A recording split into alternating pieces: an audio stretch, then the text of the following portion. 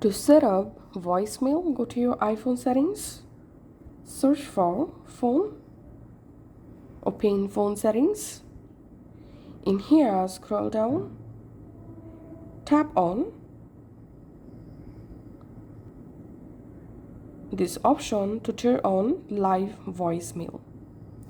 Now, all you have to need, open the phone app, and in this bottom menu, if you don't see the voicemail option, then select calls, then tap this filter icon, and here phone interface we have to choose here classic, and then here we can see the voicemail option is now available.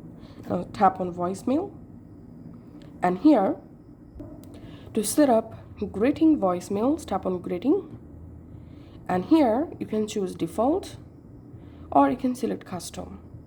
Now to record a greeting voicemail, you can just tap on record.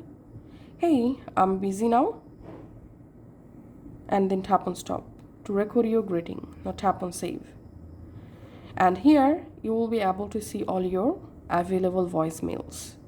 So this is how we can actually set up voicemails on our iPhone. Thanks for watching.